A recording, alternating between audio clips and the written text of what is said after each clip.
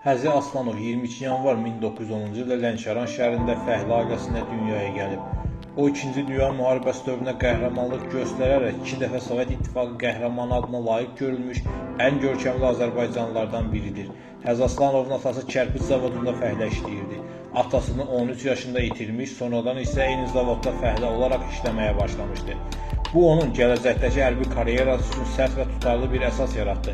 Atasını itirdikdən sonra Aslanov Zaqafqaziya Hərbi Hazırlıq Məktəbinə göndərilib və burada o, Komsomol bürosunun katibi, məktəb qəzetinin redaktoru olub.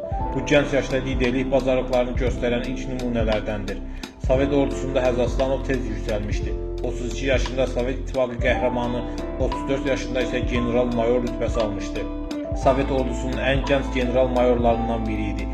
1943-cü ilin dekabrında Aslanov Tank Qoşulları Akademiyasının bir illik kursunu yalnız 3 aya qət etmişdi. Bu, onun hərbi və taktiki hazırlığı nə qədər yüksək olduğunu göstərirdi.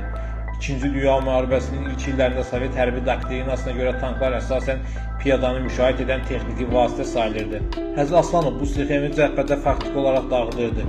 Onun üçün tank ön xəttinin özü idi. Aslanov müdafiə xəttinin zəif nöqtəsini dəqiq kəşf edir, oraya sürətli yarıma zərbələri endirir və düşmənin ehtiyat qüvvələrini döyüşə girməmişdən əvvəl iflic vəziyyətə salırdı. Bu yanaşma xüsusilə Stalingrad ətrafı əməliyyatlarda geniş istifadə olunmuşdu.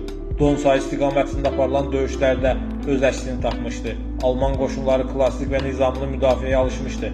Aslanov isə onları nizamdan çıxaran sürətli hücum edirdi. 1942-ci ilin sonlarında baş verən və rəsmi Sovet mənbələrdə nadir hallarda vurğulanan bir epizod xüsusilə maraqlıdır. Alman tank bölmələri Aslanovun briqadası ilə toqquşma zamanı onun bir hissəsinin geri çəkildiyini görür və hücuma keçirlər.